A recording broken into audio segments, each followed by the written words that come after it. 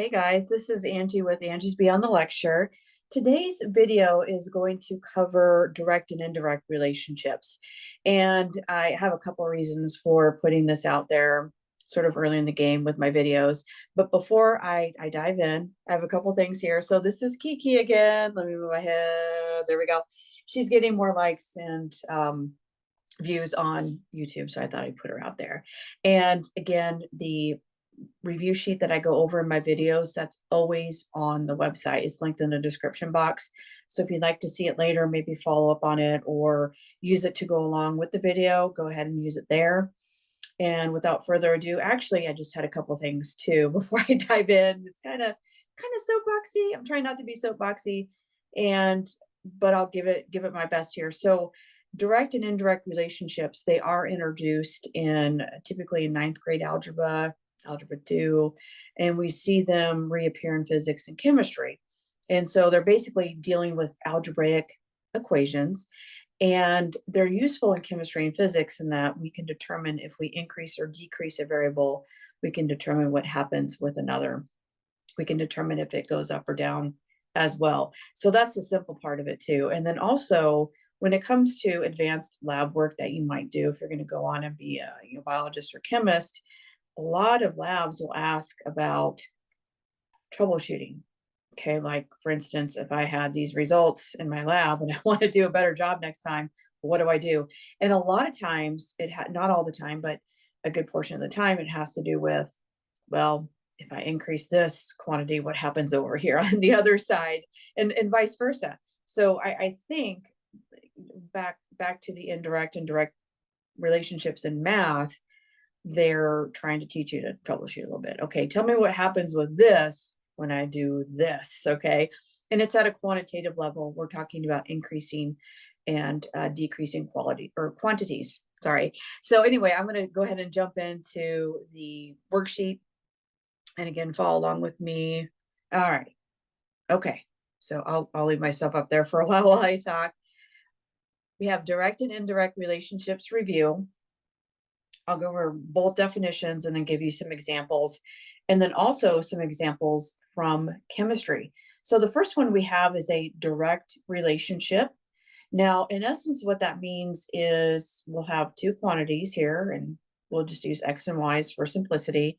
And that's what we use in math, in Algebra 1 and 2. What we have is a relationship Y equals KX. And in essence, what happens is if you increase one variable, you also increase the other, and vice versa. If you decrease one variable, the other one will decrease as well. And I guess this guy up here, that's just like the technical definition. I think a direct relationship occurs when two variables increase or decrease together in the same proportion.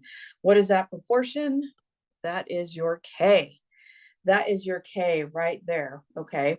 So K, okay. Now, K is a constant. We also call it the constant of proportionality. I'm going to bring my screen back closer to me. Hold on. We have Y equals KX.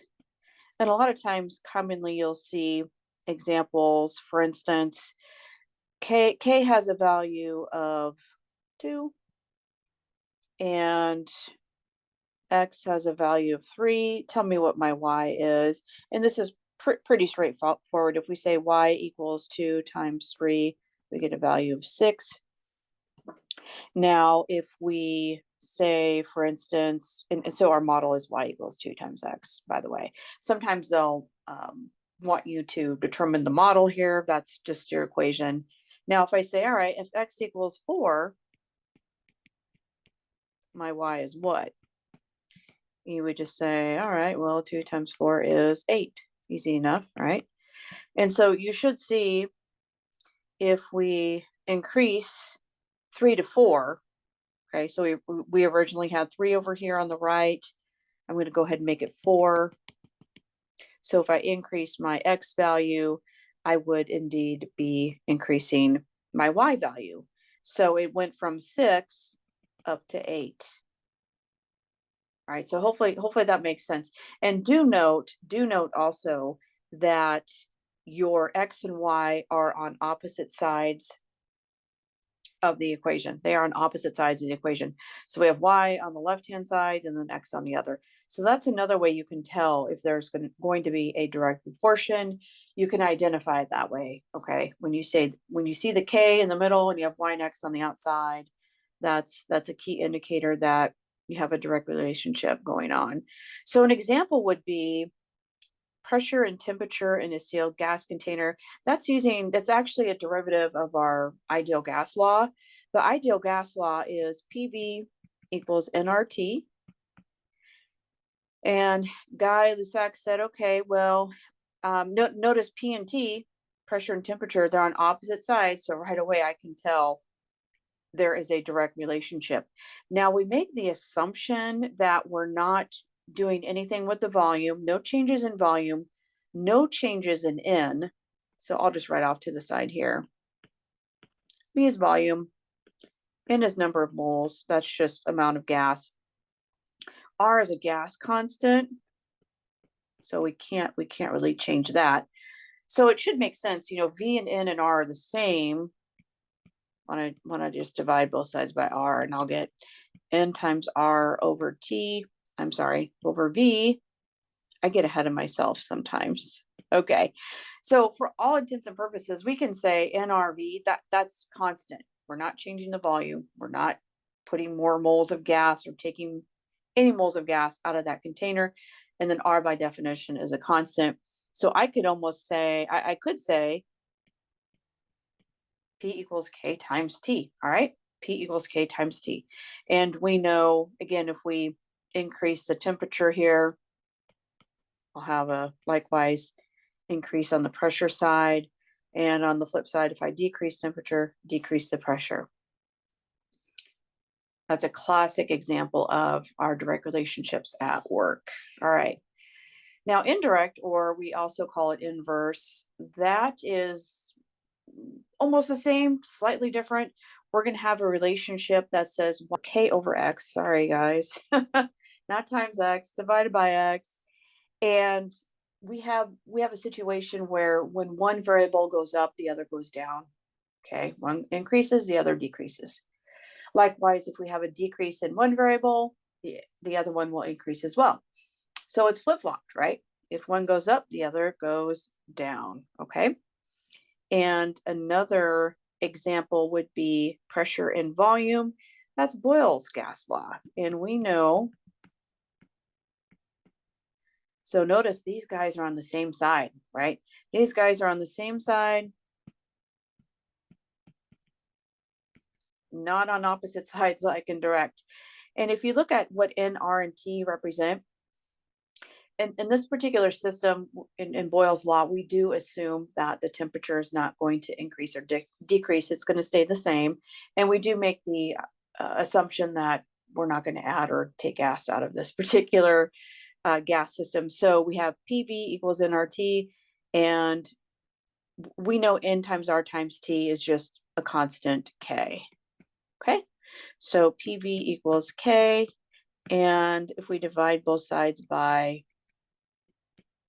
V, I have P equals K over V, and that should look like, right?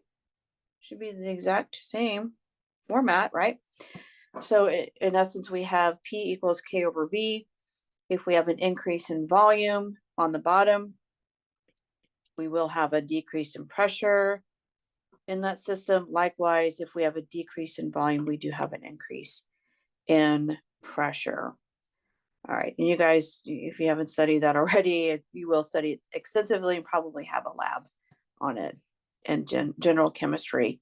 So that sums up, this is just a summary of what direct and indirect relationships look like. Another reason why I brought this up is that I was sitting in a physics class. I think I was just sitting in on it. I was probably just observing. Sometimes I would do that when I worked at the college, and the teacher was talking about what was it? Centripetal force is mass times volumes, or velocity squared, not volume, velocity over r, or radius. And she asked, they were going over some lab, and she's like, okay guys, what happens when r goes up? I was like, oh, someone should know that. No one knew. Oh. But anyway, if the radius increases in this scenario, you can say the force likewise would be decreased when it comes to centripetal forces. So that really stuck in my head as students they just tend to forget it. You'll see questions like this in chemistry and physics. What happens to variable A if I make a change in B, and vice versa? So I hope this helps. Thanks again for watching. Do hit like and subscribe if you want to see when content rolls out. I try to get it out maybe every other day or so, but at least multiple times a week. So anyway, thanks again. Hope you guys have a great day. Hey all, I am back, and I wanted to go over one example on, like, numerical example on the indirect or inverse side of these two relationships I talked about earlier in the video. So this is an addenda, and to make it simple, I will go ahead and I'm going to take the space sort of down here in the lower right hand part of the screen, and I'll continue to use the P equals K over V, and I'll go ahead and assign K an arbitrary value to make things simple. So in the first scenario, I'll say, all right, I'm going to assign V as a value of, we'll just say 4. Okay, what is my P? And I can do that algebraically. I can just substitute 10 for K, 4 for V. I get P gets a value of 2.5. Since we're in chemistry, I'll give it liters. All right, so in this particular case, give it a constant of K equals 10 and a volume of 4 liters. This is actually atmospheres, typically, in this particular type of question. Now, what happens, I'm just going to demonstrate what happens if I were to increase that volume to 4 or to 5, from 4 to 5. So if I say, okay, using this constant K equals 10, same scenario, and I'm going to say volume is 5, what happens to my P? Again, it's 2.5 ATM. Okay.